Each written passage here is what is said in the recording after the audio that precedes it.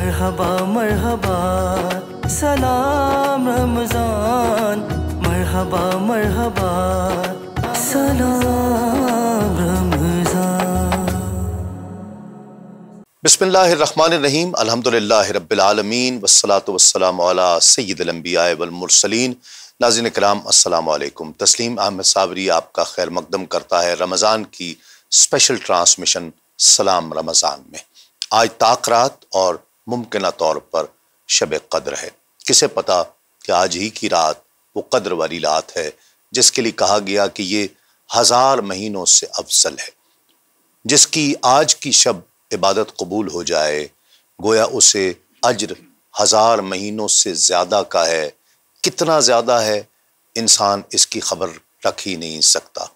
حضور نبی کریم صلی اللہ علیہ وآلہ وسلم کی وسیلے سے، آپ کی وساطت سے یہ شب بھی ہمیں ملی، اور اس شب کی عظمتیں کہ اس شب میں قرآن مجید نازل کیا گیا، اور قرآن مجید بھی وہ کتاب، وہ انعام اللہ رب العزت کا مومنین کے لیے کہ جو جس کی کوئی مثال نہیں ملتی ہے، وہ چیز، وہ قرآن مجید، وہ کلام رب تعالیٰ کا اللہ رب العزت نے آج کی شب میں ہمیں عطا فرمایا ہے۔ اسی تعلق سے ہم نے آج کا موضوع ہی قرآن مجید رکھا ہے۔ قرآن مجید کی مختلف جہتوں پر، قرآن مجید کے فضائل پر، اس کی تلاوت کے فضائل پر، اس کی عظمتوں پر، اس کی حکمتوں پر آج ہم نے پروگرام، آج کا ٹاپک رکھا ہے، اور آغاز ہم کر رہے ہیں تلاوت کلام رحمان سے۔ اور اس شرف اور اس سعادت کے لیے ہمارے درمیان موجود ہیں عالمی شہرت یافتہ قاری جناب قاری رفیق نقشبندی صاحب۔ السلام علیکم قاری صاحب۔ بہت شکریہ قاری صاحب، آپ تشریف لائے، اور آغاز کرتے ہیں تلاوت سے۔ اعوذ باللہ من الشیطان الرجیم،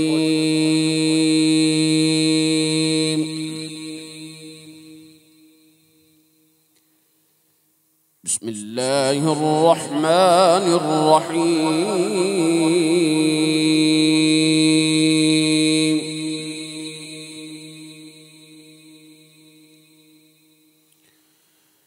شہر رمضان الذی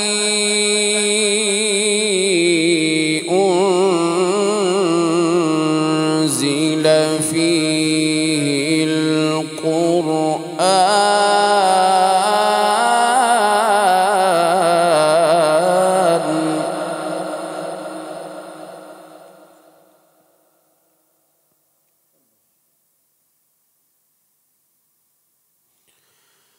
هدى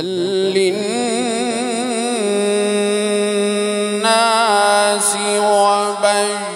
وبينات من الهدى والفرقان،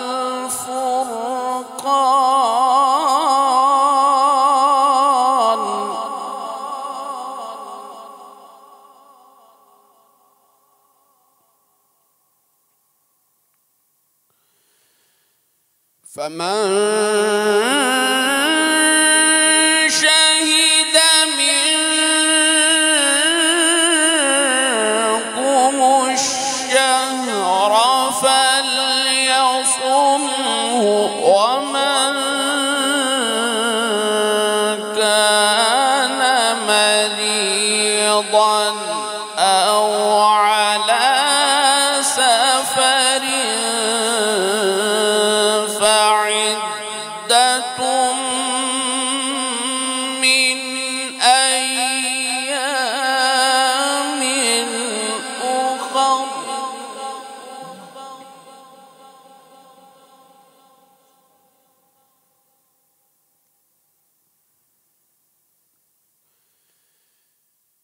يريد الله بكم اليسر ولا يريد بكم العسر، ولتكملوا العدة ولتكبروا الله على ما هداكم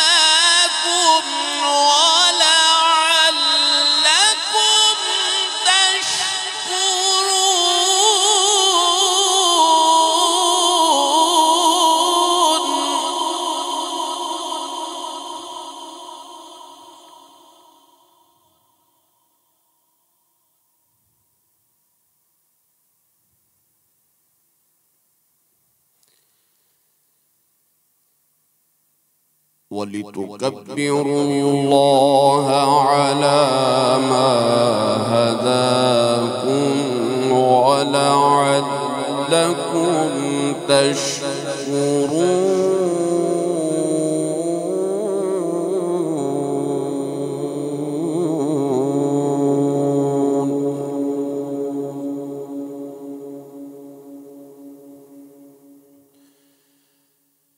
وإذا سألك عبادي عني فإني قريب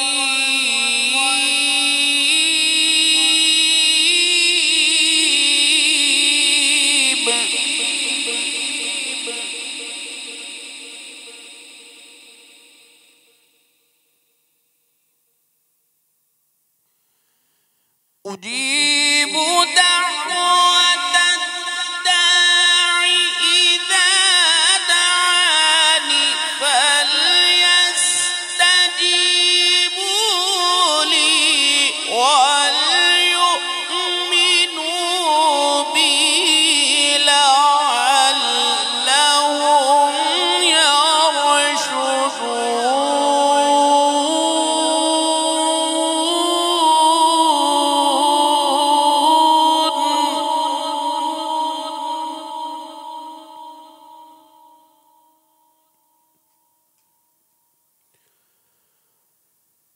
وليؤمنوا بي لعلهم يرشدون.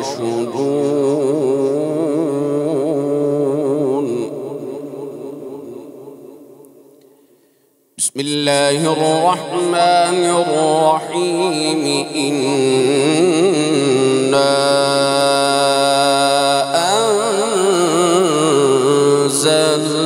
أنزلناه في القدر وما أدراك ما ليلة القدر.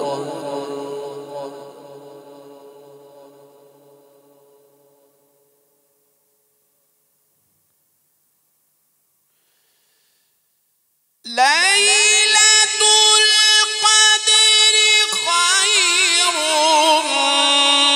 من ألف شهر. تنزل الملائكة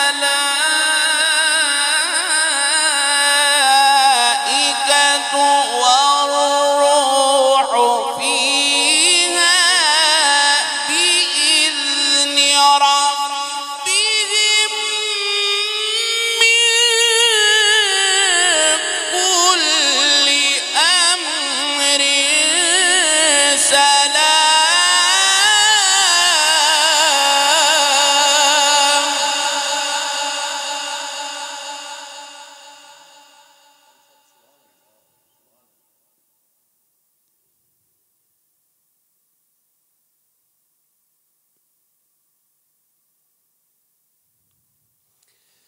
تنزل الملائكة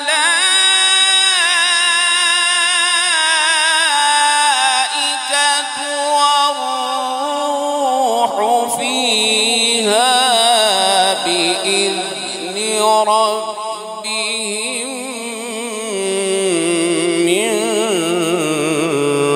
كل أمر سلام.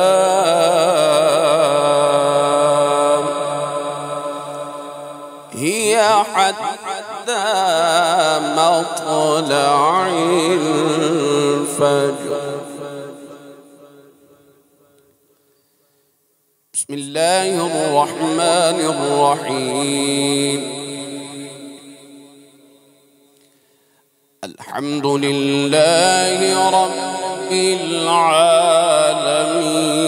الرحمن الرحيم مالك يوم الدين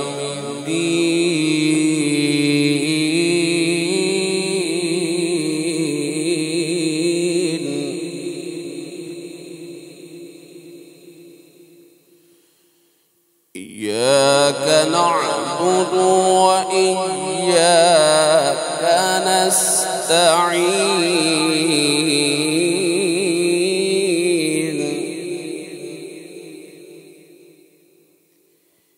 إياك نعبد وإياك نستعين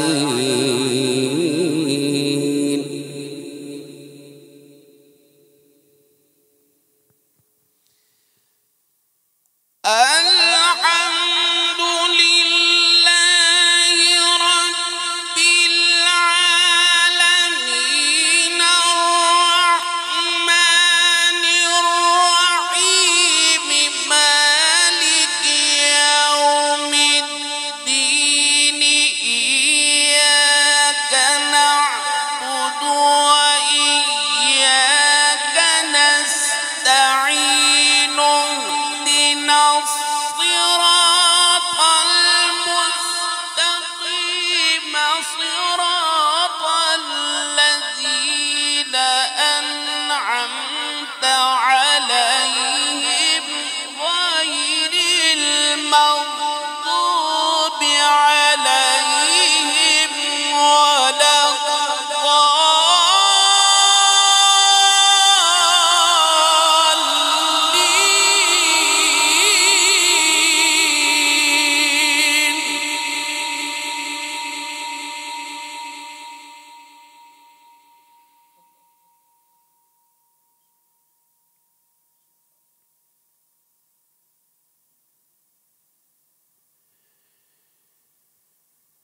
اهدنا الصراط المستقيم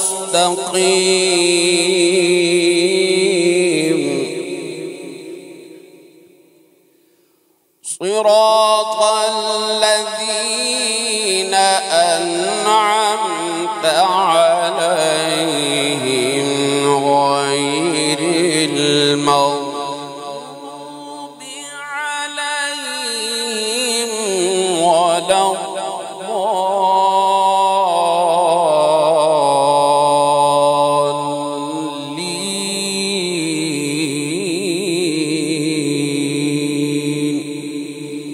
صدق الله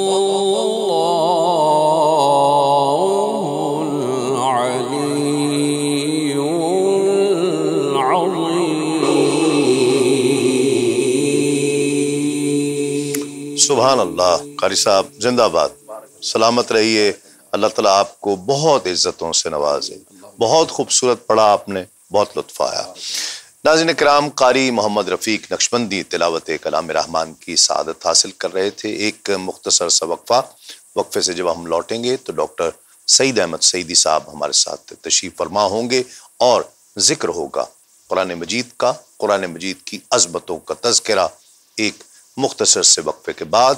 देखते रहिए सलाम रमज़ान तस्लीम साबरी के साथ। मरहबा मरहबा सलाम रमज़ान, मरहबा मरहबा सलाम रमज़ान। नाज़रीन खुशामदीद। प्रोग्राम के इस हिस्से में हमें ज्वाइन किया है आपकी, हम सब की बहुत महबूब, हर दिल अजीज़ शख्सियत, मुतअद्दिद कुतुब के आप मुसन्निफ़ हैं, डॉक्टर सईद अहमद सईदी साहब ने। अस्सलाम वालेकुम डॉक्टर साहब, बहुत शुक्रिया। और कुरान मजीद की तिलावत आपने समाअत फरमाई और आज की रात मुमकिन तौर पर शब क़द्र है। आज की रात की इस रात शब क़द्र की सबसे बड़ी फ़जीलत यही कि इसमें कुरान मजीद नाजिल किया गया और इसी के तुफ़ैल ये क़द्र वाली रात हुई है। और ये कुरान मजीद नबी पाक सल्लल्लाहु अलैहि वसल्लम के यकीनन वसीले से मिला। हम इस पर तो ایک پورا پروگرام کر چکے ہوئے ہیں۔ اس کے ساتھ ساتھ سب سے بڑا معجزہ ہے حضور کا۔ سب سے پہلے تو وحی کیا ہے اور یہ معجزہ قرآن مجید کس کس معنی میں ہے؟ سب سے پہلے وحی کیا ہے ڈاکٹر صاحب؟ جی بسم اللہ الرحمن الرحیم، بہت شکریہ۔ دیکھیں، انسان کے علم تک پہنچنے کے کچھ ذرائع ہیں، ان میں سے ایک ذریعہ حواس ہے۔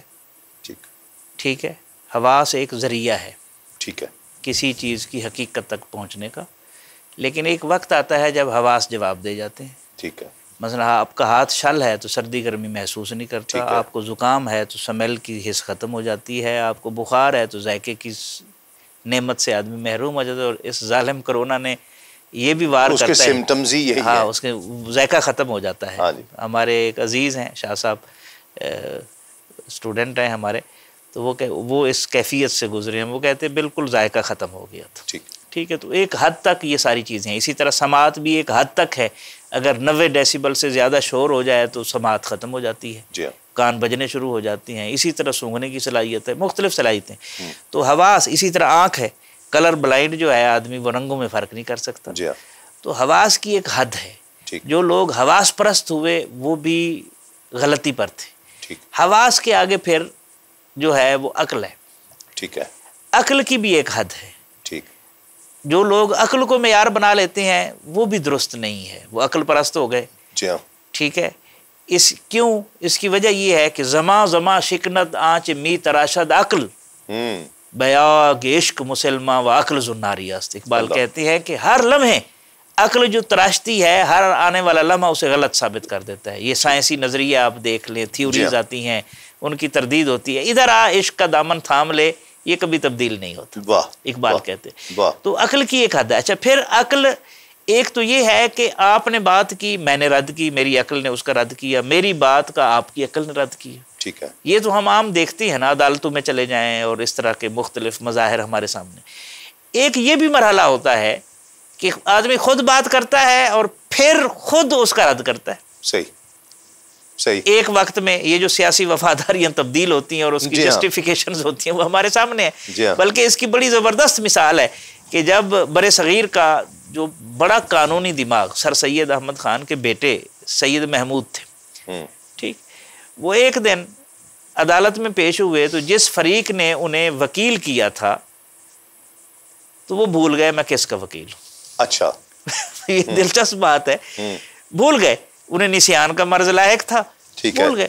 اب جب انہوں نے اپنے ہی فریق کے خلاف دلائل دینے شروع کیے، ان کے تو ہاتھ پاؤں پھول گئے کہ اتنا بڑا وکیل ہم نے کیا اور یہ ہمارے خلاف ہمیں رگڑ رہا ہے۔ رگڑ رہا ہے۔ تو انہوں نے ایک چٹ لکھی اور کسی طریقے سے اس تک پہنچائی، اور وہ کافی سارے دلائل دے چکے تھے۔ ٹھیک ہے، تو جب انہوں نے چٹ دیکھی تو بڑے اطمینان کے ساتھ چٹ جیب میں ڈالی اور جج کو مخاطب کر کے کہنے لگے، جج صاحب، اس فریق کے حق میں بس اتنا ہی کہا جا سکتا تھا، اصل معاملہ یہ ہے۔ ٹھیک ہے، اور بھری عدالت میں اپنے دیے ہوئے دلائل کے پرخچے اڑا دی۔ ٹھیک، ٹھیک ہے، عقل خجستہ پا پر بنیاد رکھنے والا کبھی کامیاب نہیں ہو سکتا، اس لیے کہ عقل جو ہے وہ تو آپ کو راستے دکھاتی ہے، اور آپ اچھا سوچیں گے اچھائی کے راستے دکھائے گی، برا سوچیں گے برائی کے راستے دکھائے گی۔ ٹھیک ہے، پھر عقل سے اوپر ایک وجدان ہے، تو وجدان جسے چھٹی حس کہتے ہیں، اشراقیین اس کے پیروکار ہے۔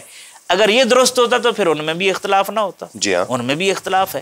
بالکل، پھر اس سے آگے پھر علم کے کئی ذرائع ہیں جن کو ہم ذکر کر سکتے ہیں، اور ہمارا میکسیمم جو علم ہے وہ منقول ہے، سنا سنایا ہے۔ جی ہاں، ٹھیک ہے، سنا سنایا ہے۔ اور پھر علم کی بنیاد تو اس وقت بنے گی نا جب دیکھیں نا، اگر میری صحت ناساز ہے یا کسی کی صحت ناساز ہے، اس کو والد کہتے ہیں بیٹا آپ یہ استعمال کرو، یہ کھا لو، موجودہ دور میں خصوصی طور پر اس حالت میں، تو کیا وہ اس کا مشورہ ایسے مان لے گا بغیر سوچے سمجھے؟ وہ کہے گا نہیں، ایکسپرٹ کی اوپینین کی ضرورت ہے۔ اس کے اخلاص میں بھی کوئی تعلق نہیں ہے، اس کی محبت میں بھی کوئی تعلق نہیں ہے، لیکن براہ راست اس کا فیلڈ سے تعلق نہیں ہے، وہ ایکسپرٹ نہیں ہے۔ ٹھیک ہے، اسی طرح جو وحی ہے یہ ایک ایسا تجربہ ہے جو سارے علم کے ذرائع سے اوپر کھڑا ہوا ہے، جو اس کے علاوہ ذرائع ہے حواس سے، عقل سے، وجدان سے، اس لیے کہ وہی جو ہے وہ اللہ کا دیا ہوا ذریعہ علم ہے نا۔ ٹھیک ہے، اور یہ وہ بیان کر سکتا ہے جس کا براہ راست اس سے تعلق ہوتا ہے۔ واہ واہ واہ۔ اور وہ تعلق بنانے کے لیے اللہ تعالیٰ نے ताल्लुक बनाने से पहले, इसके इजहार से पहले अल्लाह ताला ने 40 साल सादिक अमीन कहलवाया है उन लोगों से। अल्लाह अकबर। ठीक है, सादिक अमीन कहलवाया है और फिर ये वही उतरी है। और फिर ये तो वही जो है ये सबसे बाला तरीन, यानी ये खिलाफे फितरत कोई तजर्बा नहीं है, ये मा फौकल फितरत तजर्बा है। वाह, जो इंसान की अक्ल में नहीं आ सकता। ये सिर्फ नबूवत का वस्फ रखने वाली शख्सियत को फैज नसीब होता है और किसी को नसीब नहीं होता। सही। कुरान मजीद के लिए जो मैं एक सवाल कर लूं, फिर उसके बाद मैं आता हूं कि वो उसके एजाज और मोजज़े के ताल्लुक से कुरान मजीद में ये जिक्र किया गया कि इसको पढ़कर बहुत से फलाह पा जाएंगे, बहुत से गुमराह हो जाएंगे। कुरान मजीद को पढ़ के कैसे गुमराह हो जाएंगे? ये बड़ा अच्छा सवाल है। देखिए ना, एक आदमी है, वो मरीज है। अब मरीज को आप फ्रूट खिला दें, उसकी ज़रूरत से ज़्यादा मैंगो खिला दें, आप मैंगो का मौसम आने वाला है, जी हाँ, मैंगो खिला दें, और मरीज है शुगर का, तो वो उसको सूट नहीं करेगा। सूट नहीं करेगा। ठीक, ठीक है। ठीक। इसी तरीके से बाकी मिसालें भी दी जा सकती हैं। युदिल्लो बेही कसीरा व यादी बेही कसीरा। कुरान की मिसाल है बारिश जैसी। ठीक है। अगर खेती जरखेज है तो गुलो लाला महकेंगे, और अगर मोहरें लग चुकी हैं और दिल की सरजमीन को खराब किया जा चुका है तो फिर वहां झाड़ियां उगेंगी और उल्लू बोलेंगी। तो इसलिए कसूर कुरान का नहीं है। झाड़ियां हैं क्या? वो झाड़ियां मोहरें जब मोहर लग गई, दिल टेढ़ा हो गया, मुख्तलिफ है, दिल पर्दे में चले गए, फिर उसके बाद जो बुराइयां हैं वो झाड़ियां हैं ना। बारह के दर लताफत तबश खिलाफ नेस्त, दर बाग लाला रोयद व दर शेर इस वक्त जहन में नहीं आ रहा कि बाग के अंदर गुलो लाला महकते हैं। बारिश की लताफत तबा में कोई फर्क नहीं है, और जंगल में जो है वो झाड़ियां उगती हैं और उल्लू बोलते हैं। ठीक है। तो इसलिए इसमें कुरान का कसूर नहीं है, इसमें दिल की जमीन को देखना चाहिए। ठीक है, तो वो उससे गुमराह होगा। सही है। जैसे जैसे वो पढ़ता जाएगा उल्टा उल्टे ख्याल आएंगे, उसका परसेप्शन गलत हो जाएगा। उसकी वजह उसका दिल पर्दे में चला गया है, उस पर मोहर लग चुकी है, अंदर जा ही नहीं रहा। बारिश तो उस बर्तन के अंदर आएगी ना जो सीधा हो। जी हाँ। जो बर्तन ही टेढ़ा है, ऐसे तो नहीं अल्लाह ने कहा दुआ मांगो मुझसे, रब्बना ला तुज़िग़ क़ुलूबना बाद इज़ हदैतना। जी हाँ। हिदायत के बाद भी ये मरहला आ सकता है कि दिल टेढ़ा हो जाए। ठीक है जी। तो उससे महफूज रहना चाहिए और उससे बचना चाहिए। कुरान मजीद मोजज़ा है, इसका एजाज क्या है? मोजज़ा होता है, इसके मुखातब 3 लोग होते हैं। सलीमुल फितरत को मोजज़े की ज़रूरत नहीं होती। ठीक है। ठीक है। और जो जिसकी फितरत में खुब्स है, खुब्स बातिन है, उस पर मोजज़ा असर नहीं करता। ठीक है। उधर आप सिद्दीक़ अकबर रज़ी अल्लाह अन्हु को देख लें और उधर अबू जहल को देख लें। जी हाँ। ठीक है। कुछ लोग होते हैं मुतवस्सितुल फितरत, जो किसी ग्रीन सिग्नल के इंतज़ार में होते हैं, दिल उनका कर रहा होता है, लेकिन वो किसी दलील, किसी आयत के इंतज़ार में होते हैं, कोई निशानी देखें। तो मुजज़ा होता है दर हकीकत इन लोगों के लिए। ठीक है। ठीक है। ठीक। अच्छा, एक दूसरा ये कि कुरान पाक मुजज़ा है, कई हवालों से मुजज़ा है। मसलन सबसे पहली हालत बालिहाज़ जलाल ये मुजज़ा है। ठीक है। हज़रत आयशा सिद्दीक़ा रज़ी अल्लाह अन्हा फरमाती हैं, सख्त सर्दी का मौसम होता था, जब वही उतरती थी, वही की भी कई कैफियतें थी। एक थी घंटी बजने की आवाज़ आती थी। अच्छा। तो वो वही जब उतरती थी तो नबी रहमत सल्लल्लाहु अलैहि वसल्लम की पेशानी अतर से ऐसे पसीना बहता था जैसे खून की किसी रग को काट दिया गया। अल्लाहु अकबर। और ये जलाल है। और अल्लाह फरमाता है, लौ अनज़लना हाज़ल कुरान अला जबलिन लरअयतहु खाशियम मुतसद्दिअम मिन खशियतिल्लाह। अल्लाह। अगर हम इस कुरान को किसी पहाड़ पर नाजिल करते तो वो भी अल्लाह की खशियत के बारे रेजा रेजा हो जाता। वाह वाह। और इसका अमली इजहार हुआ। 2 मवाक़ी, 2 मिसालें मैं दूं। हज़रत ज़ैद इब्न साबित जो कातिब वही हैं, एक फर्शी निशिस्त में हाजिर थे हुजूर सल्लल्लाहु अलैहि वसल्लम की बारगाह में। जगह थोड़ी थी, लोग ज़्यादा थे, तो एक का घुटना दूसरे पर, दूसरे का तीसरे पर, इस तरह जुड़ के बैठे हुए थे। ठीक है। नबी रहमत सल्लल्लाहु अलैहि वसल्लम का मुबारक घुटना हज़रत ज़ैद इब्न साबित के घुटने के ऊपर था। अल्लाह। वो कहते हैं कि मैंने अचानक महसूस किया जैसे किसी ने उहद पहाड़ उठाकर मेरी रान पर रख दिया। अल्लाहु अकबर। फिजिकली महसूस किया जनाब। अल्लाह। और मैं लरज़ गया। कुछ वक्फे के बाद रसूलुल्लाह सल्लल्लाहु अलैहि वसल्लम ने कातिब वही को फरमाया, लिखो भाई, गैर उलिद दरर ला यस्तविल कायदून वाली एक आयत है सूरत में। जी। ये 3 लफ्ज उतरे थे और جو خود کاتب وحی ہے حضرت زید بن ثابت، وہ کہہ رہے ہیں کہ جیسے کسی نے پہاڑ اٹھا کر میری ران پر، گویا یہ صرف قلب مصطفیٰ ہے جو متحمل ہو سکتا۔ ہاں بالکل ہے۔ اور اس کی دوسری مثال فتح مکہ کے موقع پر جب صحابہ کرام نے دیکھا اپنی آنکھوں سے کہ قصوہ اونٹنی مضبوط ترین اونٹنیوں میں سے تھی عرب کی، جو حضور صلی اللہ علیہ وسلم کی سواری تھی، وہ کہتے ہیں ہم نے دیکھا کہ اس کی ٹانگیں کانپ رہی ہیں اور دھڑام سے زمین پر آ گئی ہے۔ کچھ وقت کے بعد اٹھ کھڑی ہوئی، رسول رحمت صلی اللہ علیہ وسلم نے فرمایا لکھو کل جا الحق وزہق الباطل ان الباطل کان زہوقا۔ یہ بالحاظ جلال ہے، وہ اونٹ جو بار برداری میں اپنی مثال نہیں رکھتا، جو کئی کئی مہینے بھوکا پیاسا رہ سکتا ہے، اس کے اوپر نہیں وہی اتری، وہی تو قلب مصطفیٰ پر اتری ہے، لیکن آقا علیہ الصلوۃ والسلام اس پر سوار ہیں، تو وہ بھی اس بوجھ کو نہیں سہار سکی۔ تو یہ ہے، یہ بالحاظ جلال معجزہ ہے، ایک جہت اس کی۔ اچھا، یہ صرف وحی کے نزول کے وقت ہے جب قلب مصطفیٰ پر اتر رہی ہے، اس وقت ہے، اس وقت کیوں اس کے بعد تو وہ قرآن مجید ہمارے سامنے ہے، پڑھا جا رہا ہے، سنا جا رہا ہے، ایک 7-8 سال کا بچہ ہے جو اپنے سینے میں محفوظ کر لیتا ہے، لیکن وہ اس بہار کا احساس اس وقت نہیں ہو رہا، یہ کیا وجہ ہے؟ یہ بڑی دلچسپ بات ہے۔ اس کی وجہ یہ ہے کہ وہ تعلق شاید ہم ڈیولپ نہیں کر پاتے۔ مثلا علامہ اقبال کہتے ہیں، یہ ایف اے کے اسٹوڈنٹ تھے اس وقت نا، کہتے ہیں میں تلاوت کر رہا تھا، میرے والد آئے، میرے پاس سے گزرے، فرمانے لگے بیٹا کیا کر رہے ہو؟ گزر گئے پوچھ کے، پھر اگلے دن آئے، پھر پوچھا، صبح کی نماز کے بعد معمول تھا تلاوت کرتے تھے، تو تیسرے چوتھے دن مجھے تلخی سی ہوئی، میں نے کہا بجان تلاوت کر رہا ہوں، وہ گزر جاتے۔ تو ایک دن میں نے پوچھا بجان یہ آپ کیوں پوچھتے ہیں؟ فرمایا اچھا جب تیرا رزلٹ آئے گا نا پھر تجھے بتائیں گے۔ رزلٹ آیا، انتظار میں رہا، اور بزرگوں کا طریقہ یہ ہے کہ سوال ذہن میں ڈال دیتے ہیں اور جواب اس وقت دیتے ہیں جب سوال پختہ ہو چکا ہوتا ہے، تو پھر جواب کبھی نہیں بھولتا نا۔ اچھا، ہمارے ساتھ بھی استاد اس طرح کرتے تھے جب ہم پڑھتے تھے۔ تو رزلٹ آ گیا تو میں گیا، ابا جی یہ آپ نے فرمایا تھا، تو یہ راز کیا ہے؟ تو انہوں نے کہا بیٹا قرآن اس طرح پڑھا کرو جس طرح تمہارے اوپر نازل ہوتا ہے۔ یہ تو اس وقت فرمایا تھا جب رزلٹ نہیں آیا تھا۔ ٹھیک ہے۔ تو کہنے لگے ابا جان یہ کیسے ہو سکتا ہے؟ ایک دفعہ نازل ہونا تھا، ہو چکا، اب میرے اوپر کیسے نازل ہو سکتا ہے؟ وہ ان پڑھ فلسفی جسے کہتے تھے شیخ نور محمد کو، جو صوفیاء کی مجلس میں بیٹھتا تھا، اس ان پڑھ آدمی جو صوفیاء کی مجلس میں بیٹھتا ہے، اس کی پرسپشن دیکھیں اب۔ واہ۔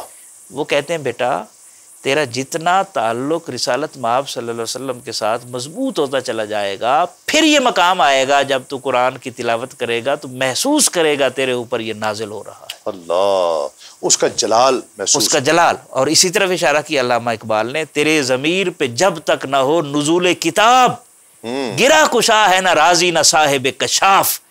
جب تک نزول کتاب کی کیفیت تو اپنے اوپر طاری نہیں کرے گا، دنیا کی کوئی تفسیر تجھے قرآن نہیں سمجھا سکتی۔ اللہ، تو یہ تعلق بالقرآن کا تقاضا ہے، یہ بالحاظ نزول بھی معجزہ ہے۔ ٹھیک، بے شک بے شک۔ جی، اس کے بعد بلحاظ شفا، اس کو پڑھنا بھی معجزہ ہے، یعنی اور اس میں شفا ہے۔ شفا ہے۔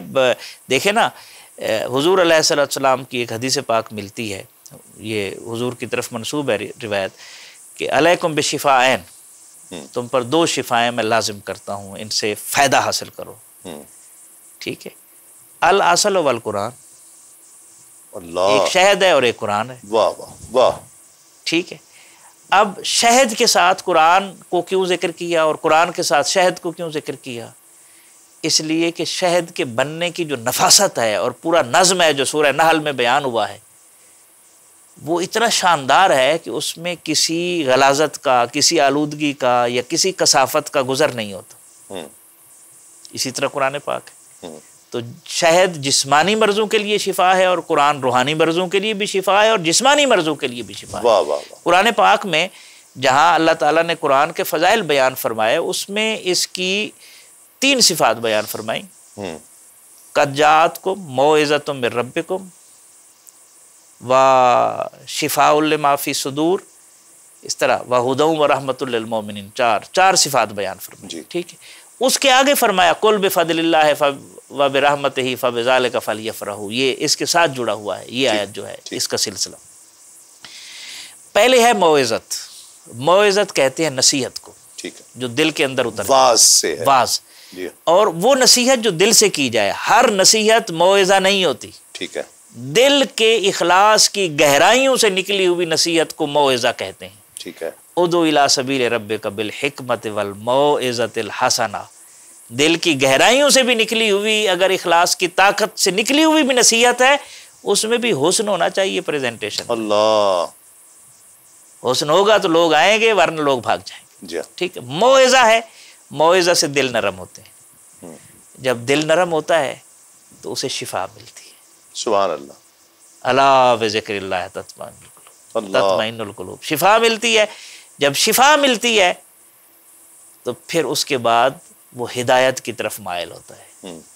اور جب ہدایت کی طرف مائل ہوتا ہے تو اوپر رحمت کا فیضان ہوتا ہے. یہ دیکھیں کتنا ربط ہے. کیا ہوا؟ موعظۃ من ربکم وشفاء لما فی الصدور وہدی ورحمۃ للمؤمنین. واہ واہ. اللہ فرماتے ہیں یہ ہدایت اور یہ اللہ کا فضل جو ہے, اس پر خوشیاں منانی چاہیے. واہ. اور ہمارے علماء فرماتے ہیں اگر قرآن کے نزول پر خوشی کا اظہار کیا جا سکتا ہے تو جن کے صدقے قرآن ملا ہے, صاحب قرآن, ان کی آمد پر کیوں نہ خوشی منائی. سبحان اللہ. کیا بات. رب تعالیٰ نے خود فرمایا کہ ہم اس کی حفاظت. واہ واہ واہ. سبحان اللہ. تبدیلی ممکن نہیں ہے, کوئی کوشش بھی کر کے دیکھ لے, بلکہ کی بھی ہوگی. کی بالکل ہے. بلحاظ حفاظت میں عرض کرتا ہوں, یہ ابن مکفہ عربوں میں بڑا, مطلب عربی میں اس کی مثال ہی نہیں ملتی تھی.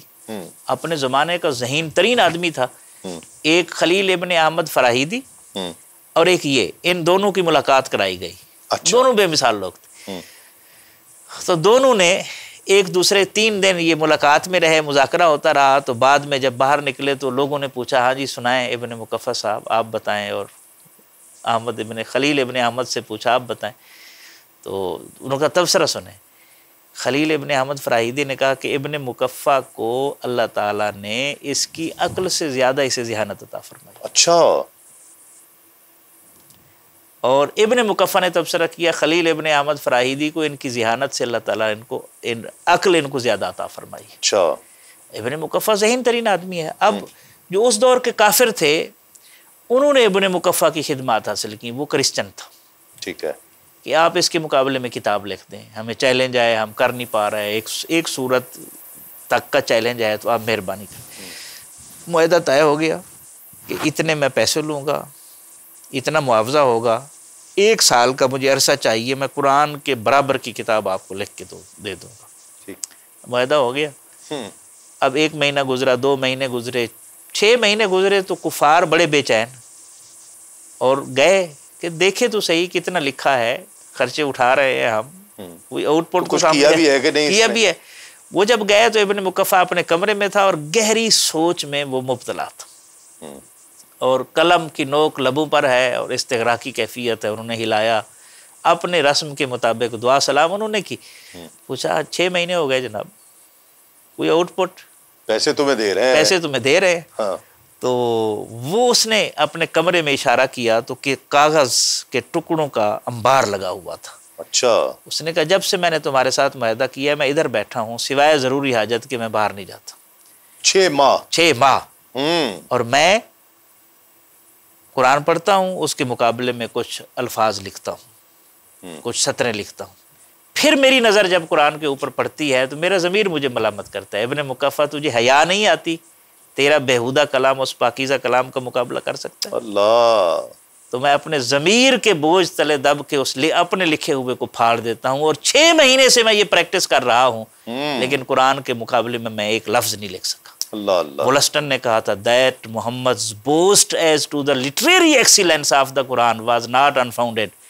کہ حضور نے جو یہ فرمایا تھا کہ اس کا مقابل لانا ممکن نہیں ہے, is further evidenced by a circumstance which occurred about the century after the establishment of Islam.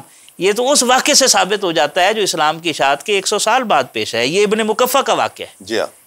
ٹھیک ہے. تو بالحاظ حفاظت یہ معجزہ ہے. اللہ نے فرمایا اِنَّا نَحْنُ نَزَّلْنَا الذِّكْرَ وَإِنَّا لَهُ لَحَافِظُونَ. یہ جمع کا صیغہ اللہ اس وقت استعمال کرتا ہے کوئی خاص پیغام دینا ہو. جی ہاں بالکل. جب اس کی ساری قدرتیں جلوہ گر ہو جائیں کہ ہے تو وہ وحدہ لا شریک, لیکن فرما رہے ہیں ہم نے اس ذکر کو نازل کیا ہے اور ہم ہی اس کے محافظ ہیں، یعنی قرآن کی حفاظت کے اوپر اس کی ساری قدرت نگران ہیں۔ واہ واہ، اور کوئی اس میں کوئی کمی بیشی نہیں کر سکتا، اور اس جیسا نہیں لا سکتا، اس جیسا نہیں لا سکا، تو اس میں تحریف، جس طرح گزشتہ جو کتب آئی ہیں، تورات ہے، انجیل ہے، زبور ہے، وہ اب اپنی اصلی حالت میں نہیں ملتی، اس میں تحریف بھی ممکن نہیں، تحریف ممکن نہیں ہے۔ حفاظت اس لحاظ سے بھی حفاظت ہے۔ ایک اور پہلو جو جس کو ذکر کرنے کی ضرورت ہے وہ بلحاظ فصاحت و بلاغت، جی ہاں، لینگویج کے حساب سے، جی ہاں، یعنی قرآن کی عجب زبان ہے، جو لفظ فصاحت کے معیار سے گرا ہوا ہے وہ قرآن میں استعمال نہیں ہوا۔ ہائے ہائے ہائے، کیا بات۔ اچھا، پھر اس کی ایک مثال ہے باقاعدہ، عرب کے 7 شاعر ہیں، میرا ایم اے عربی بھی ہے، درس نظامی بھی ہے، ہم نے وہ سب معلقات سبا پڑھے ہیں، تو ان میں سے تیسرے چوتھے نمبر پر آتے ہیں لبید ابن ربیہ، ٹھیک ہے، یہ بہت بڑا نام ہے۔ اب اس نے ایک قصیدہ لکھا اپنے دور کے مطابق اور کعبہ کی دیوار پر آویزہ کر دیا، تو یہ چیلنج ہوتا تھا کہ اس جیسا کوئی کلام کسی کے پاس ہے تو لے آئے۔ ٹھیک ہے، اب مولا کائنات حضرت علی المرتضیٰ شیر خدا رضی اللہ عنہ طواف کرنے آئے تو دیکھا لبید کا قصیدہ لکھا ہوا ہے، اللہ اکبر کبیر، تو آپ نے قلم لیا اور سورہ کوثر لکھ کے ساتھ لگا دیا۔ ہائے ہائے ہائے، کیا بات۔ اچھا، لبید کچھ دیر کے بعد آیا، دیکھوں کوئی جواب آیا ہے، تجسس ہوگا نا، تجسس ہوگا، دوسرا یہ کہ فیصلہ تو ظاہر ہے لوگوں نے کرنا تھا، ٹھیک ہے، لیکن تجسس تو ہوتا ہے، لیکن اس کا مد مقابل تھا ہی نہیں دور دور تک، یہ لگاتا ہی وہی ہے نا جس کو کوئی ڈر نہ ہو، جس کو ڈر ہو وہ اس طرح کا رسک نہیں لے سکتا نا، شخصیت ڈیمیج ہوتی ہے۔ تو جب آیا نا اس نے دیکھا کہ ساتھ 3 جملے ہیں صرف، تو جیسے ہی نظر پڑی نا تو کہنے لگے ما ھذا کلام البشر، یہ کسی انسان کا کلام نہیں ہو سکتا۔ اچھا، کیوں نہیں ہو سکتا؟ یعنی یہ تھوڑا سا میں یہ واضح کر دوں، انا اعطیناک الکوثر میں رب نے انا فرمایا، بے شک یہ قسم کا شعور دلانے کے لیے آتا ہے، پھر انا کے ساتھ نا کا صیغہ لگایا، فصاحت و بلاغت کے آپ دیکھیں دریا، میں ہلکا سا اشارہ کر رہا ہوں، جمع کا صیغہ لگایا، پھر آتینا کہا، آتینا ایک ہوتا ہے ایتا یعنی حمزہ عین توئے الف حمزہ، ٹھیک ہے، ایک ہوتا ہے ایتا حمزہ یہ تے الف حمزہ، واقیم الصلاۃ وآتوا الزکاۃ، ٹھیک ہے، ایتا کے اندر جو چیز دی جاتی ہے نا وہ واپس بھی لی جا سکتی ہے، اچھا، یس، اور ایتا کے طور پر جو چیز دی جاتی ہے وہ فرض یا واجب کے طور پر ادا کی جاتی ہے، ٹھیک ہے، ٹھیک ہے، 2 پہلو آ گئے، اور بھی پہلو ہے، میں نے صرف 2 عرض کی، لیکن ایتا کے ذریعے سے جو چیز دی جاتی ہے وہ پھر نہ واپس لی جاتی ہے، نہ فرض واجب، نہ فرض واجب، عطا ہے نا، عطا فرض واجب تو نہیں ہوتی نا، لائبلٹی تو نہیں ہوتی، ذمہ داری تو نہیں ہے، جی ہاں، تو اللہ فرما رہا ہے محبوب ہم نے جو آپ کو کوثر کا مالک بنایا ہے، نہ یہ ہمارے اوپر فرض یا واجب تھا، نہ ہم نے اس لیے دیا ہے کہ ہم واپس لیں گے۔ واہ واہ واہ، اچھا، پھر اس پر بھی بس نہیں کی، پھر نا کا صیغہ لگایا، پھر کا کہا، انا آتینا کا، انا آتینا رسولہ نہیں کہا، انا آتینا نبیہ نہیں کہا، انا آتینا کا، یعنی اے محبوب ہم نے جو آپ کو دیا ہے ذاتی حیثیت میں دیا ہے۔ واہ، یعنی اس سے پتہ چلتا ہے کہ حضور نبوت کے محتاج نہیں ہے، نبوت عظمت پانے کے لیے حضور کے محتاج ہے، سبحان اللہ۔ پھر اس پر بھی بس نہیں ہے، الکوثر، قلیل اور کثیر کا فرق میں اور آپ جانتے ہیں، اللہ فرماتے ہیں وَإِن تَعُدُّوا نِعْمَتَ اللَّهِ لَا تُحْصُوهَا، اگر تم اللہ کی دی ہوئی نعمتوں کا شمار کرنا چاہو تو شمار کر نہیں سکتے۔ اللہ ساتھ یہ بھی فرماتا ہے کل متاع الدنیا قلیل، ہائے ہائے، فرما دیجئے یہ دنیا اور دنیا کی ساری نعمتیں اللہ کے نزدیک قلیل ہے۔ تسلیم بھائی آپ اندازہ لگائیں جس رب کی قلت کا یہ پیمانہ ہے اس کی کثرت کا کیا پیمانہ ہوگا۔ واہ واہ واہ، تو رب نے کثیر نہیں فرمایا، رب کے قلیل کو ساری دنیا شمار نہ کر سکے تو اس کے کثیر کو کون شمار کرے؟ اور کثیر نہیں کہا، کثیر نہیں کہا، کوثر کہا۔ واہ واہ، جہاں کثیر کی سرحدوں کی انتہا ہوتی ہے اس سے آگے کوثر کی سرحد کی ابتدا ہوتی ہے۔ واہ، پھر کوثر بھی نہیں کہا، الکوثر کہا۔ واہ، حمد ایک تعریف کو کہتے ہیں اور الحمد تمام تعریفوں کو کہتے ہیں، یعنی کوئی جہان ہے معانی کا۔ انا آتیناک الکوثر، ضیاء الامت رحمت اللہ علیہ نے اس کا ترجمہ کیا، اے محبوب ہم نے آپ کو جو کچھ عطا کیا بے حد و حساب عطا کیا۔ واہ واہ واہ، یہ وہ صورت تھی جس کو دیکھ کر لبید نے اپنا قصیدہ اتارا تھا اور اعلیٰ حضرت نے فرمایا تھا تیرے سامنے یوں ہیں دبے لچے فصحا عرب کے بڑے بڑے، یوں جیسے منہ میں زبان نہیں بلکہ جسم میں جان نہیں۔ یہ لبید ابن ربیعہ پھر مسلمان ہوئے۔ اچھا، حضرت عمر رضی اللہ عنہ کے دور میں آپ نے بلایا کوئی اپنا شعر سناؤ، قصیدہ سناؤ، کہنے لگے جب اللہ نے مجھے سورہ بقرہ اور آل عمران جیسا کلام عطا کیا ہے تو اب شعر کہنا میرے لیے زیبا نہیں ہے، شاعری چھوٹ گئی، چھوڑ دیا۔ یہ ہے فصاحت و بلاغت۔ کیا بات! یہ تو کوئی عربی کا ذوق رکھتا ہو تو وہ سمجھ سکتا ہے۔ پھر اگلی جو 2 آیتیں ہیں اس پر ہم علیحدہ پروگرام کریں گے۔ اچھا، یہ ترتیب کے جو حسن ترتیب ہے جو قرآن مجید کی، یہ ایک ریسرچ کی گئی باقاعدہ کہ الفاظ کے اثرات اور اس کی تاثیر کیا ہوتی ہے۔ بالکل، یعنی تاثیر ہے، کوئی بھی لفظ کسی کے سامنے بولا گیا تو اس پر اثرات کیا ہوئے، ان الفاظ کی تاثیر۔ تو اس میں قرآن مجید کی آیات بھی پڑھ کر جب وہ ان پر سنائی گئیں جن پر تجربات کیے جا رہے تھے تو مختلف الفاظ جملوں کی تاثیر، تو اس پر ریسرچ کے ذریعے میں نے یہ ریسرچ پڑھ رکھی ہے کہ انہوں نے دیکھا کہ اس کی تاثیر جو ہے نا، یہ تو یعنی ایسی تاثیر ہے کہ جو ایسی کیفیت دے رہی ہے کہ کوئی اور لفظ یا کوئی جملہ ایسی تاثیر نہیں دے۔ یہ تو ڈیوائن کتاب ہے نا، الہامی کتاب ہے۔ وہ غیر مسلم بھی مانے، غیر، اس کی وجہ یہ ہے کہ دیکھیں جو چیز الہام سے تعلق رکھتی ہے اور الہام پھر وحی کا ہو اس کے تو اپنے اثرات ہوں گے۔ مثلا میں اس کی 2-3 مثالیں دیتا ہوں۔ ہم تو ایک ایک لفظ ایک ایک حرف کا اجر سمجھ کر پڑھتے ہیں جی کہ ہم اگر صرف تلاوت ہی کر رہے ہیں تو اس کے ایک ایک حرف میں ڈھیروں اجر ہے، اجر کے ساتھ وہ اثرات بھی آ رہے ہیں۔ آپ اس طرف میں اس 2 مثالیں دیتا ہوں۔ ایک مثال غیر مسلم کی ہے، ایک مسلمان کی۔ جی، غیر مسلم تھے دماد ازدی، وہ آئے، ان کو لوگوں نے روکا تھا کہ محمد کی بات نہیں سننی، نعوذ باللہ، صلی اللہ علیہ وسلم جادو کر دیتے ہیں۔ تو وہ جادوگر تھے، شاعر بھی تھے تھوڑے سے، ٹھیک ہے، تو کاہن بھی تھے۔ تو ان کو تجسس ہوا، وہ آئے تو جیسے ہی حضور صلی اللہ علیہ وسلم نے قرآن کریم کی کچھ آیات سنائیں تو دم بخود ہو اللہ، اور پھر وہ مسلمان بھی ہوئے۔ تو وہ کہنے لگے خدا کی قسم میں نے شاعروں کے قصیدے سنے ہیں، جادوگروں کے منتر سنے ہیں، کاہنوں کی بولی سنی ہے، لیکن کسی کلام میں یہ تاثیر نہیں دیکھی۔ خدا کی قسم یہ سمندر کی گہرائیوں میں بھی اثر کر جائے گا۔ انسان تو انسان رہے، یہ ایک غیر مسلم کا تبصرہ ہے اس وقت، تو اس کی تاثیر کا تاثیر۔ اچھا، دوسری مثال ہے عبد الرشید بٹلر نامی ایک شخص تھا، قائد اعظم جب زیارت منزل میں رہے نا کوئٹہ میں، جی ہاں، تو یہ اس کی ڈیوٹی تھی نگرانی کرنے پر نا۔ ٹھیک ہے، تو کہتے ہیں کہ رات کو ہوا یہ کہ میں سویا ہوا تھا تو آ کر مجھے اٹھایا گیا کہ قائد اعظم کی جو منزل ہے جہاں ٹھہرے ہوئے ہیں، زیارت ہے ریزیڈنسی میں، تو وہاں ٹک ٹک کی آواز آ رہی ہے، ٹک ٹک ٹک، کوئی نقب نہ لگا رہا ہو، کوئی مسئلہ نہ ہو۔ تو کافی سارا دیکھنے کی کوشش کی گئی لیکن سمجھ نہ آئی۔ ٹھیک ہے، اچھا، بڑے حیران تھے کہ قائد اعظم ظاہر قیمتی شخصیت تھے، اس وقت وہ لیڈر تھے پورے برِ صغیر میں مسلمانوں کے، اور کامیابی کا ایک استعارت ہے۔ بڑی پریشانی ہوئی۔ بالآخر آخری جو ملاقات کرنے والے تھے وہ سردار عبدالرب نشتر تھے۔ ٹھیک ہے، ان سے بھی پوچھا انہوں نے کہ ایسی تو کوئی چیز نہیں تھی۔ بالآخر ہمت کر کے روشن دان سے دیکھنے کی کوشش کی گئی۔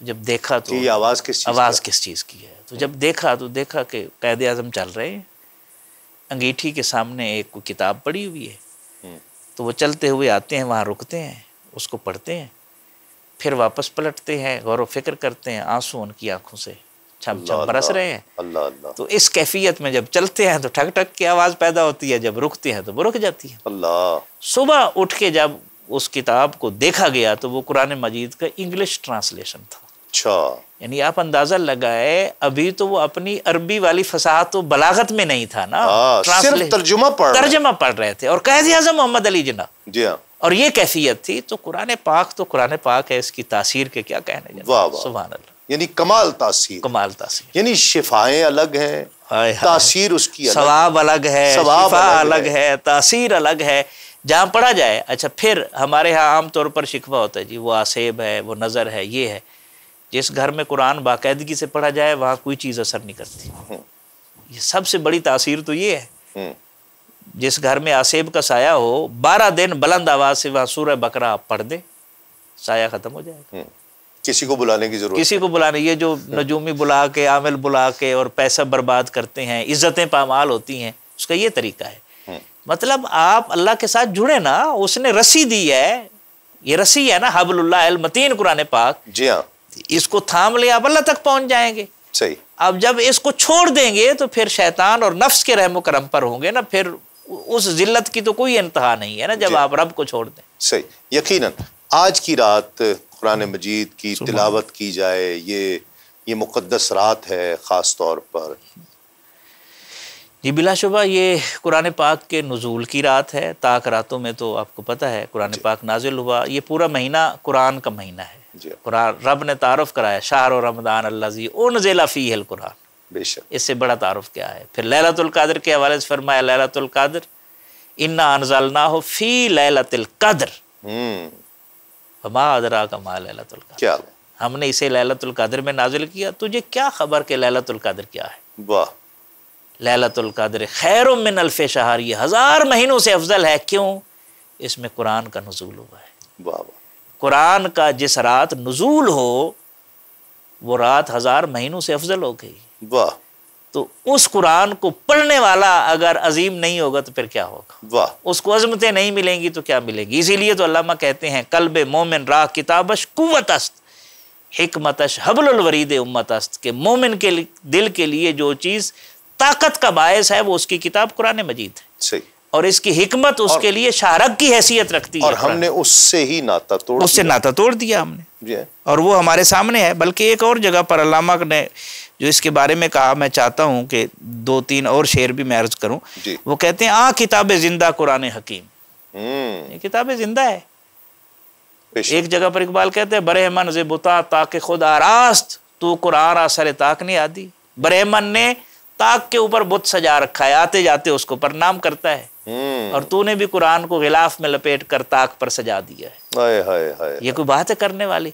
और फिर एक जगह पर कहते हैं कि तू कुरान को इसलिए इस्तेमाल करता है, जब कोई तेरा मरने वाला मर रहा हो तो उसके सिराने सूरह यासीन पढ़ें ताकि आसानी से जान निकल जाए। वो बदनसीब, ये जिंदा करने आई थी किताब, तू इससे मरने का काम ले रहा है। हाय हाय हाय। इससे बढ़कर जुल्म क्या है। सही। तो अल्लामा कहते हैं कि किताब जिंदा कुरान हकीम हिकमत ला यज़ालस्तु कदीम। वाह। दुनिया की सारी हिकमतें खत्म हो सकती हैं, इसकी हिकमत अजली है और अबदी है, इसके ऊपर फना का गुजर नहीं है। बेशक। अल्लामा इकबाल रहमतुल्लाह अलैह का एक और वाक़या मिलता है कि एक मर्तबा एक बंदा आया, उसने अल्लामा इकबाल की टेबल पर देखा कुरान दूसरी किताबों के साथ पढ़ा हुआ है। वो कहने लगा, अल्लामा साहब आप फाजिल आदमी हैं, ये तौहीन कर रहे हैं कुरान पाक की, क्या कर रहे हैं आप। कहा क्या करूँ। कहा जी इसको गिलाफ में लपेटें, बुलंद जगह पर रखें, इसका अदब करें, इसका अदब करें। इकबाल कहने लगे, देखें कोई बंदा हो माजूर टांगों से, अपनी बैसाखी कहाँ रखेगा। उसने कहा जी अपने पास रखेगा, अगर दूर होगी तो वह गिर जाएगा। आपने फरमाया इकबाल भी कुरान के बगैर माजूर है, ये बैसाखी है इसकी, गिर जाएगा, इकबाल गिर जाएगा। ठीक है, तो ये पहलू जो है कुरान का, इसको देखना चाहिए। और इकबाल कह सकते हैं, किताब जिंदा कुरान हकीम हिकमत ला यज़ालस्तु कदीम नुस्ख़े असरार तकवीन हयात। कायनात का जो निज़ाम चल रहा है उसके सारे असरार और रमूज इस किताब के अंदर मौजूद हैं। बेसबात अज़ कुव्वतश गिरद सबात, और जिसको इस्तेहकाम नहीं है, जो डामाडोल है, इसका दामन थाम ले, उसे इस्तेकामत मिल जाएगी। बेशक, उसे इस्तेहकाम मिल जाएगी। बेशक। बहुत शुक्रिया डॉक्टर साहब, बहुत शुक्रिया आप तशरीफ़ लाए और आज की इस मुक़द्दस शब में। नाज़रीन किराम, हमने कुरान मजीद ज़्यादा से ज़्यादा आम तौर पर तिलावत कर लिया जाए, ये यकीनन बहुत बहुत बाइस अजर है कुरान मजीद की तिलावत करना, उसे पढ़ना, ज़्यादा से ज़्यादा पढ़ना। लेकिन उससे भी कहीं ज़्यादा ज़रूरी है कि कुरान मजीद को समझ कर पढ़ा जाए, किसी अल्लाह वाले से समझ कर, किसी सूफ़ी से पढ़कर उसे समझा जाए, उसकी सोबत में बैठकर उसे समझा जाए और उस पर अमल करने की कोशिश की जाए। एक मुख्तसर सा वक्फे में से लौटते हैं इस यकीन के साथ, आप कहीं नहीं जाएंगे, देखते रहिए सलाम रमज़ान तस्लीम साबरी के साथ। मरहबा मरहबा सलाम रमज़ान। मरहबा मरहबा सलाम रमज़ान। नाज़रीन खुश आमदेद, आप प्रोग्राम देख रहे हैं सलाम रमज़ान तस्लीम साबरी के साथ और वक्त है सुनहरी बात का। हुजूर नबी करीम सल्लल्लाहु अलैहि वसल्लम की बारगाह में दूर दराज से सफ़र करके एक सहाबी रसूल हाजिर हुए हुजूर की ज़ियारत के लिए, आपकी ग़ुलामी में, आपकी बारगाह में कुछ वक्त गुजारने के लिए आका अलैहिस्सलातु वस्सलाम की बारगाह में हाजिर रहे और फिर अर्ज़ किया कि या रसूल अल्लाह, मैं बहुत देर से सफ़र में था, मैंने कुछ खाया नहीं है, अगर कुछ खाने के लिए मिल जाए। आका अलैहिस्सलातु वस्सलाम ने तमाम अज़वाज मुताहिरात के घरों में पैगाम भिजवाया, लेकिन इत्तेफाक से उस वक्त किसी भी घर में कुछ भी खाने को नहीं था। ये फ़क्र है दोनों जहानों के वाली का। आका अलैहिस्सलातु वस्सलाम ने सहाबा से फरमाया कि तुम में से कौन है जो इस मेहमान की मेहमान नवाजी करेगा। हज़रत अबू तलहा अंसारी रज़ी अल्लाह ताला अन्हु ने अर्ज़ की कि या रसूलल्लाह, मुझे इजाज़त दीजिए मैं इनकी मेहमान नवाजी करूं और घर ले जाऊं। आका अलैहिस्सलातु वस्सलाम ने इजाज़त दी और फरमाया कि अबू तलहा देखो, मेहमान नवाजी में कोई कसर नहीं रहनी चाहिए है, अच्छी तरह से मेहमान की मेहमान नवाजी करना। हज़रत अबू तलहा घर ले गए, घर ले जाकर कमरे में बिठाया मेहमान को, अंदर गए, अपनी ज़ौजा से फरमाया कि अल्लाह का मेहमान है, अल्लाह के हबीब ने भेजा है, जो भी खाने के लिए है हमने कोई कसर नहीं रखनी, इस मेहमान की अच्छी मेहमान नवाजी करनी है। अहलिया परेशान हो गई और कहा कि घर में तो कुछ भी खाने को नहीं है, बच्चों के लिए कुछ बचा रखा था, मेरे और आप तक के लिए खाने के लिए कुछ नहीं है। हज़रत अबू तलहा फरमाते हैं बच्चों को किसी तरह से बहलाकर सुला दो और खाना जो भी है वो उनके सामने दस्तरखान पर मेहमान के सामने रख देंगे और जब खाना खाने लगें तो तुम दिए की लौ बहाने से बुझा देना, ताकि मेहमान को ये पता ना चले कि हमने कुछ नहीं खाया, बल्कि वो यही समझें कि ये घर वाले भी खा रहे हैं और मैं भी खा रहा हूँ। बच्चों को सुला दिया उनकी ज़ौजा ने और खाना दस्तरखान पर लगा दिया और उसी तरह बहाने से दिए की लौ बुझा दी। जब मेहमान ने अच्छी तरह से, और वो बैठे रहे, मेहमान ने जब अच्छी तरह से खा लिया, सैर हो गए, इजाज़त ली और हज़रत अबू तलहा, उनकी अहलिया ने, बच्चों ने फाके के साथ रात गुजारी। मेहमान को खिलाया, ये ईसार था कि मेहमान को खिलाया और खुद कुछ ना खाया, बच्चों ने भी ना खाया। अल्लाह रब्बुल इज़्ज़त ने कुरान की आयत नाजिल फरमा दी जिसका मफ़हूम है कि अपनी जानों पर, जिसका तर्जुमा है कि अपनी जानों पर उनको तरजीह देते हैं अगरचे उन्हें शदीद मोहताजी हो। नाज़रीन किराम, वही लोग रब की बारगाह में प्यारे हैं कि जो अपना ईसार करते हुए मेहमान की मेहमान नवाजी करते हैं। नाज़रीन किराम, इसी सुनहरी बात के साथ इजाज़त, आज के लिए इतना ही। आज ताक़रात और इस ताक़रात में रब को मनाइए, इबादत कीजिए, ज़्यादा से ज़्यादा दुरूद पाक, कुरान मजीद की तिलावत, इस्तिग़फ़ार कीजिए। अल्लाह रब्बुल इज़्ज़त हम सब पर अपनी रहमत फरमाए। आज के लिए इतना ही। कल इंशाअल्लाह आपसे इसी चैनल पर इसी वक्त एक नए प्रोग्राम के साथ मुलाकात होगी। देखते रहिए सलाम रमज़ान तस्लीम साबरी के साथ। अस्सलामु अलैकुम तस्लीमा। मरहबा मरहबा सलाम रमज़ान, मरहबा मरहबा सलाम